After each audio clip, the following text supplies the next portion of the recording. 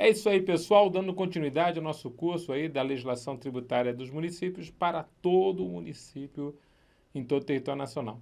Então, nós estamos falando especificamente agora, vamos falar de um tema muito importante, muito, muito mesmo. Você como fiscal da prefeitura, você gostaria de saber exatamente qual que é o local onde aquele determinado prestador de serviço deve ser encontrado? Ou qual que é o local que você pode considerar o local onde você encontra o prestador de serviço e você o notifica? Quero dizer assim de uma forma mais clara.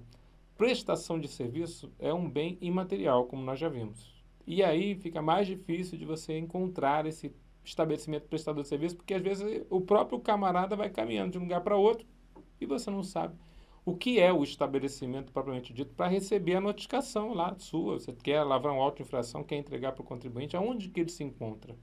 E está aí a necessidade desse artigo na Lei Complementar 116/2003. Vamos ver lá o porquê? Vai na telinha para você ver então, meu querido. Conceito de estabelecimento prestador de serviço. Sim, meu querido, artigo 4º da nossa Lei Complementar 116/2003. Considera-se estabelecimento prestador de serviço um local. Então, veja, o local, aqui a própria artigo 4º da Lei Complementar já diz que precisa existir um local físico, né? Nós ainda não temos a legislação presente para o local virtual do sujeito passivo, mas sim o local físico, onde o contribuinte, no caso o prestador de serviço, desenvolva a atividade de prestar serviço. Então, o local onde ele presta o seu serviço. Então, lá o escritório de advocacia, o escritório de contabilidade, o escritório lá, a clínica, né, do médico, de modo permanente ou temporário. Pode ser que ele abra somente uma determinada época do ano, pode ser que ele só abra 2 dias no mês ou na semana, perdão. Pode ser que ele, a princípio, abra e constitua-se num estabelecimento permanentemente aberto. Então, pode ser tanto uma situação como a outra, né? Então, o que mais? E configure uma unidade econômica. Veja que tem um E aqui. Então, ele exerce atividade de prestação de serviço. E configure uma unidade econômica ou profissional.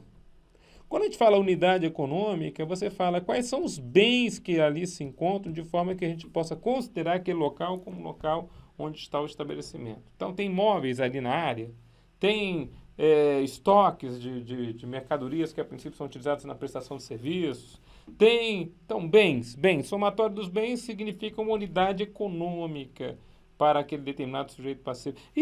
Ou uma unidade que ele chama aqui profissional, pessoas relacionadas àquele determinado serviço, né?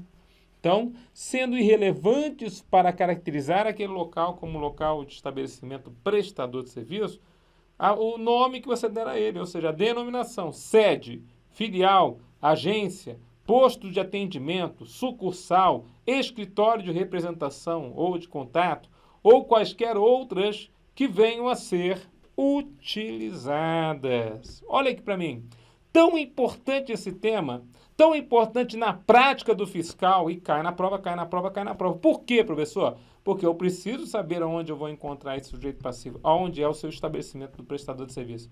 Onde ele exerce atividades é muito mais simples, mas onde ele guarda os bens, fica sendo uma coisa mais diferente, né?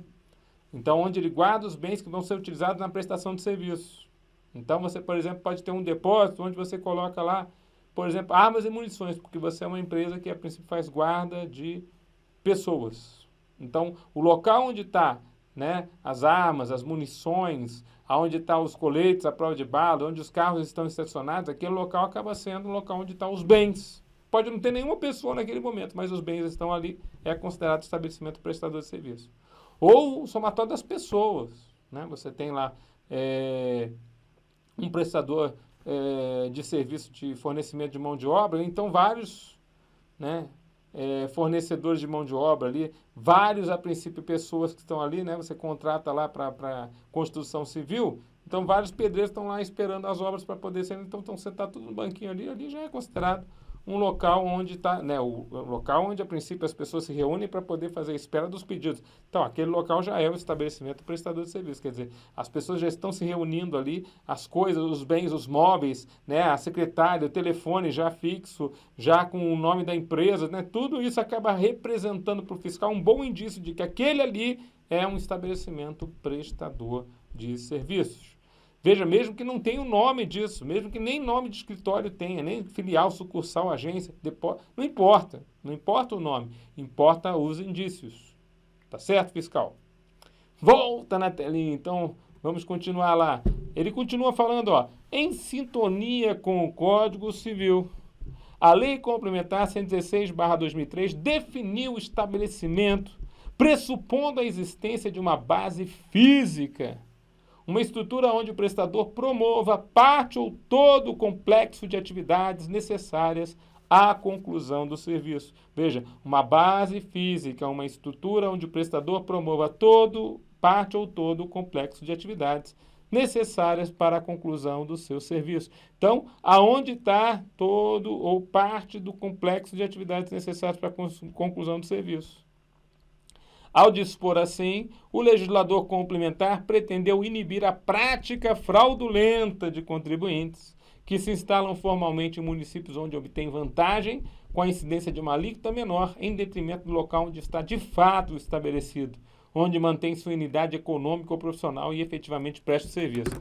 Às vezes é assim, né, meu querido? Olha aqui para mim.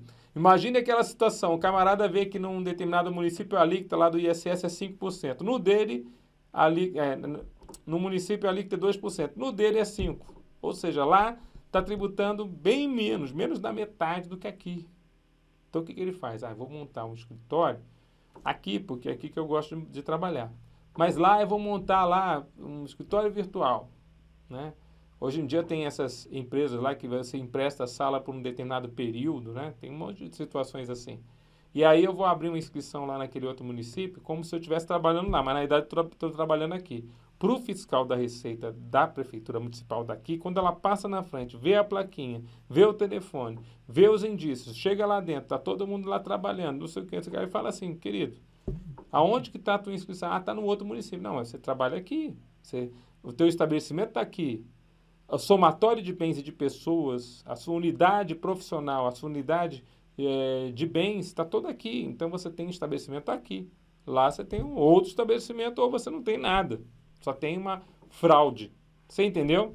Então, às vezes, acontece isso justamente porque, às vezes, há uma diferença de alíquotas entre os municípios e o prestador de serviço age de má fé.